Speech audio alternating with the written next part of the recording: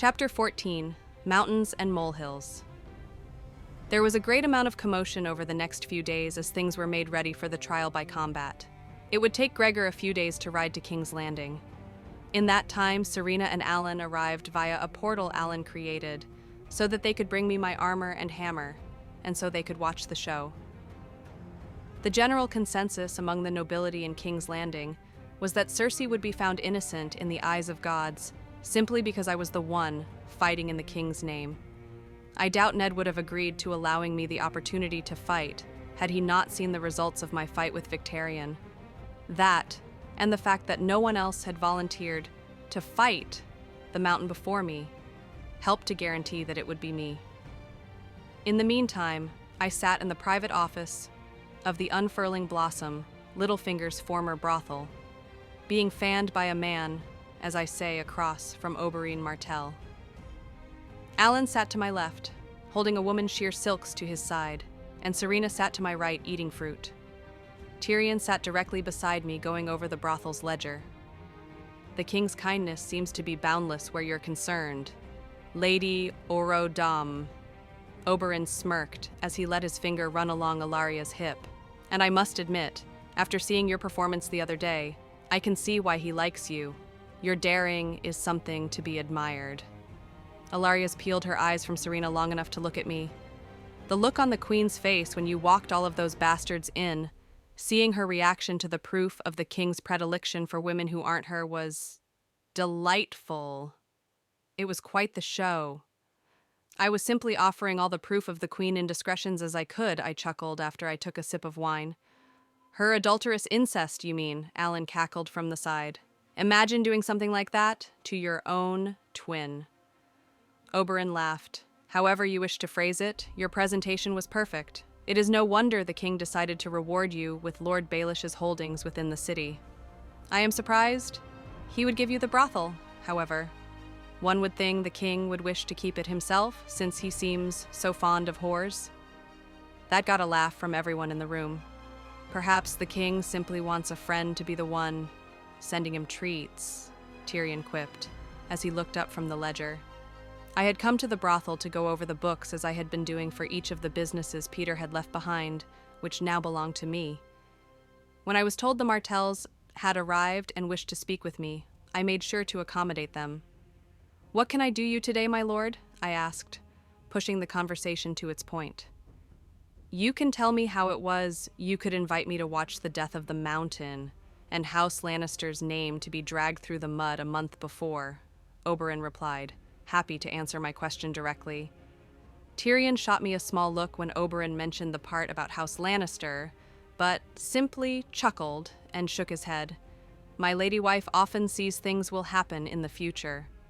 "And I remember the absolute atrocity the Mountain committed against your sister and he children," I added with a sour expression. "What he did went far beyond what was necessary, and Robert should have executed him the moment he found out. Your sister was no threat to his rule." "So, you do not condemn what he did to the children?" Oberyn asked, his tone seeming like he was daring me to give the wrong answer. "You and I both know that the children were a threat to Robert's rule," I replied matter-of-factly. "Even if your sister had made the children forswear their rights to the throne, people would use them to start another war of succession, or simply maneuver against him.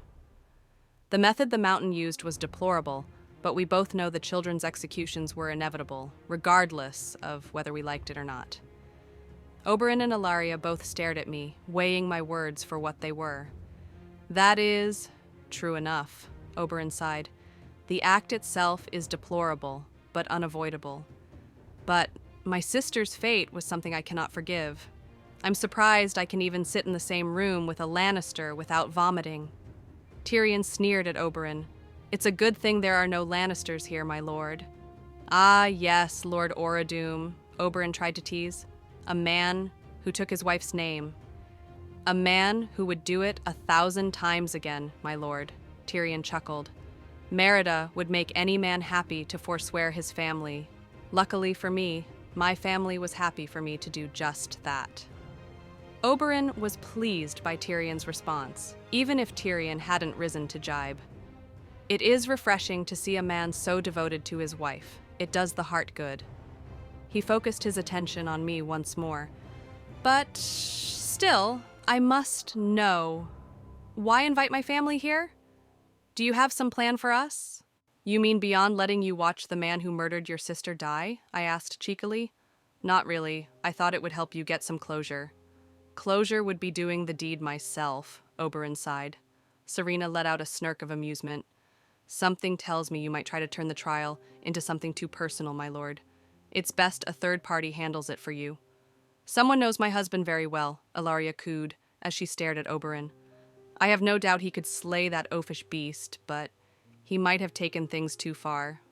In any case, my lord, I believe you will get some satisfaction from witnessing the deed, I said. I prefer to participate, Oberyn sneered at me. Watching isn't as much fun. I wanted to roll my eyes at the innuendo. Be that as it may, the decision has already been made, and tomorrow you'll get the satisfaction your family deserves. I very much hope so, Oberyn shrugged. At least, you're confident. The next day, Tommen was helping me into my armor while Tyrion paced back and forth nervously. The trial was set for noon, and we could already hear the commotion coming from the trial grounds from our chambers. Nobles were discussing the entire affair, bickering about the details, discussing the upcoming duel, and no doubt placing wagers on the results. You're fretting over nothing, dear, I chuckled at Tyrion. The mountain is not nothing, Tyrion replied, concern obvious in his voice. One hit is all he needs for a fully grown knight, and that knight's horse. Can you imagine what might happen if he manages to strike you? Then I suppose I shan't allow him to strike me. I smiled softly at him. I wanted to comfort him in that moment, but moving would simply make Tommen's job more difficult. He's strong, but he's slow. His sword is probably taller than you are long, Tyrion countered. Tyrion, I replied with a tone that called for calm. It's fine. I need you to have faith in me, please. Tyrion sighed and nodded. You're right, of course. I can't be seen fretting about like some tired old Nan. I have to show confidence in my wife and all the bravado of drunken Dothraki. I giggled. Well, you've no problem with bravado, that's for sure. Your cloak as well, my lady? Tommen asked as he finished cinching up the last strap of my armor. Yes, please, Tommen, I smiled over my shoulder at him. Thank you. As Tommen went to fetch my cloak, the door to our chambers opened and in stepped King Robert and Ned. I immediately dipped into a curtsy, which was made slightly awkward because of the plate armor, while Tyrion and Tommen bowed. Counter to modern world thinking, plate armor didn't restrict your movement hardly at all, but curtsies were made a bit imbalanced. Robert sighed and waved for us to stand. Enough. Enough. We're not in the public eye. There's no call to put on airs. I smiled up at Robert. What brings you here, my king? We wanted to check on you before the trial, Ned answered. You're confident you can do this? Robert asked for the 100th time in the past few days. I sighed and looked up the two men. I told you too I wouldn't have volunteered if I didn't think I could win. Robert sighed and shook his head. Your confidence is admirable, Merida, but I'm worried that someone of your stature... Your grace, Tyrion interrupted. My wife has already assured you of her confidence, and it's far too late for us to change combatants. In any case, I implore you, your grace, have faith in her to see the job done. I gave Tyrion a soft, appreciative smile. He was offering the confidence we'd just spoken of already. That's not the only reason we've come, Ned said, as he looked at Robert, who gave him a nod to continue. Robert has decided that regardless of the results of the trial, he will be abdicating the throne. What? Tyrion and I exclaimed.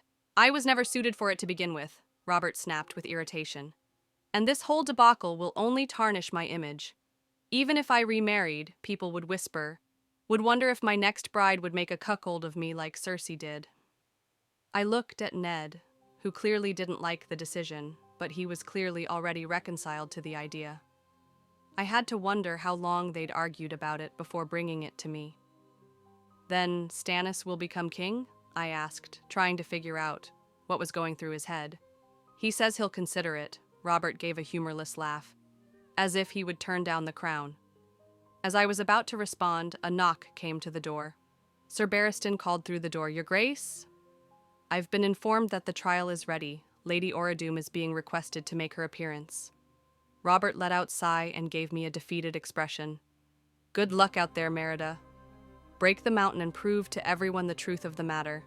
I gave him a confident grin. "I'll put on a show for you, Your Grace." Robert and Ned took their leave. I waited a few minutes to allow them to reach their seats before I began to walk to the trial area with Tyrion at my side and Tommen trailing behind us with my hammer and helmet. The sun beat down on the stone as we stepped outside, and the sea breeze cut through the heat in a blessed display of generosity.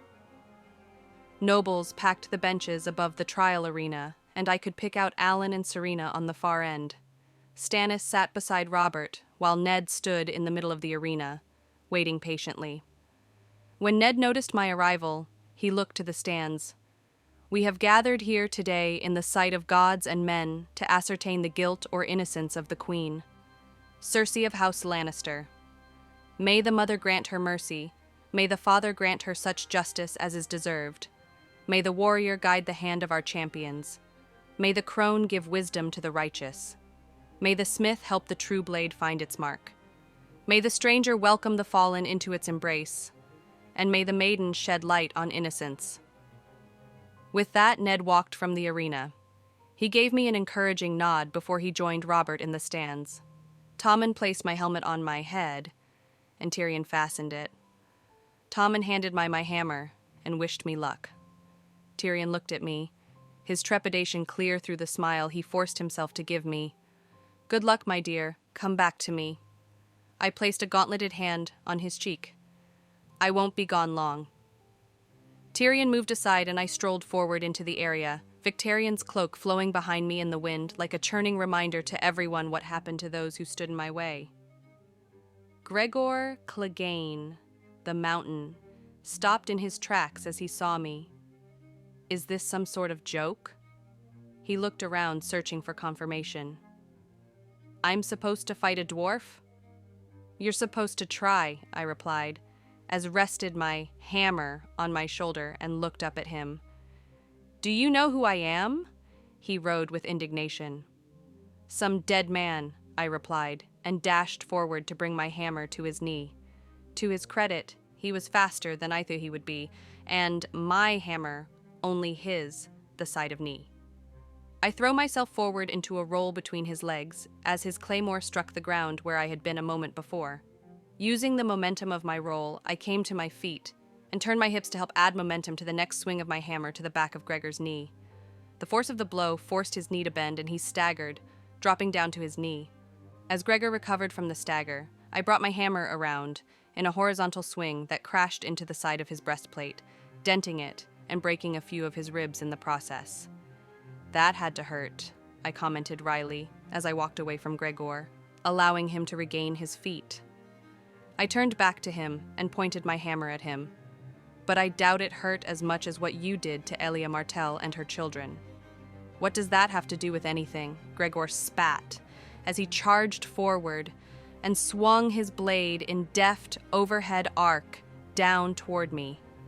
I raised my hammer up, one hand on the grip, the other just below the hammer's head to intercept the blade.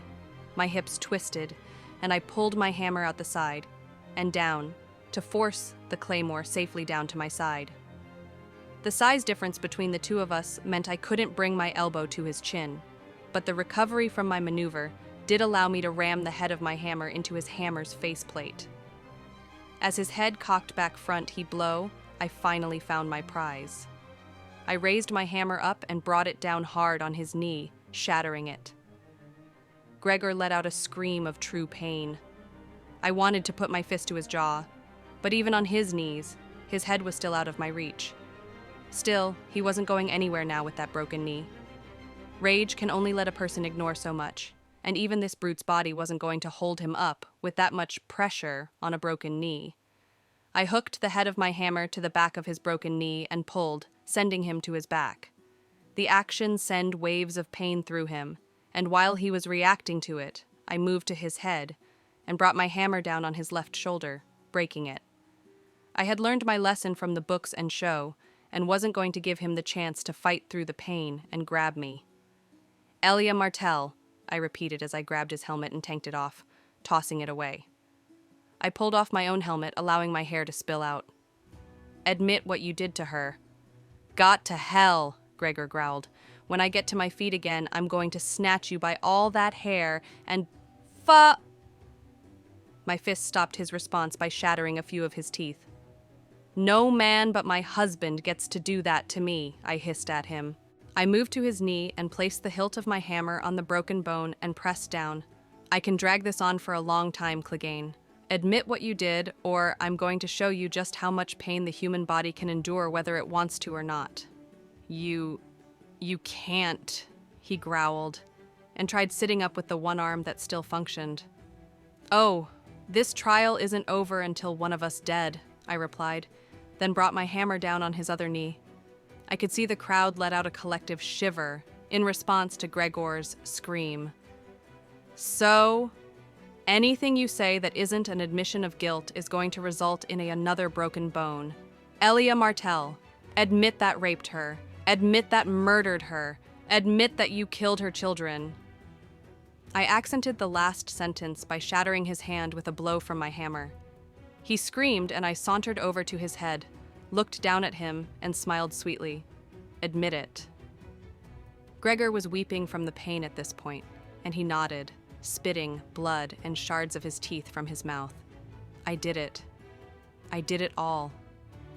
I knelt down and whispered to him, locking my gaze with his, and my eyes churned with blue magic that promised an eternity of other-worldly damnation should he defy me again.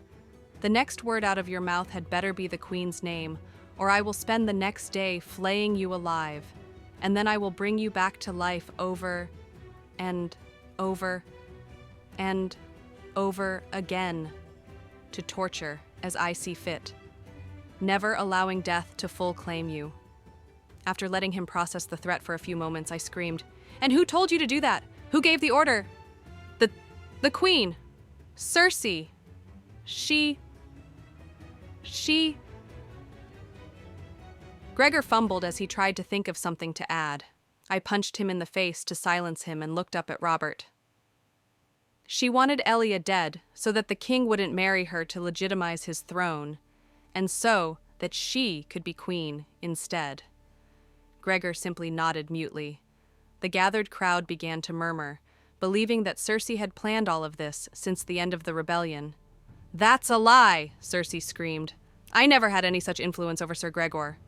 "A dead man has no reason to lie," I shouted back, as I brought my hammer down on Face, shattering his skull like an egg.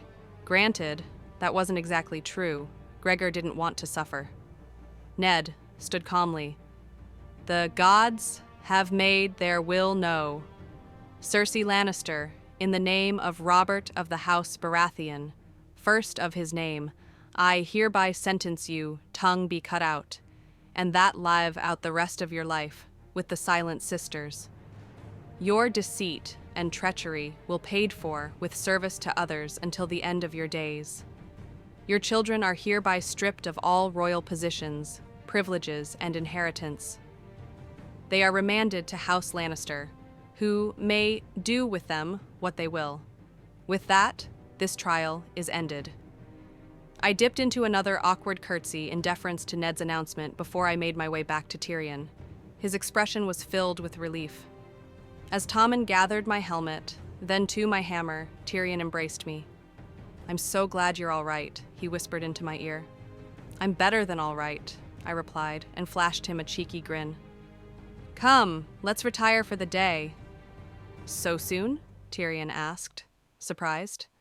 Did you not wish to visit with the king after the trial? Perhaps later, I giggled. But Sir Gregor gave me an idea just before he died, and I think I've rather earned the right to engage in that flight of fancy. Tyrion's brow rose curiously. And which idea was that? Having my hair pulled, I chuckled and winked at him. Tommen, Tyrion shouted. What are you waiting for, man? Get us back to our chambers.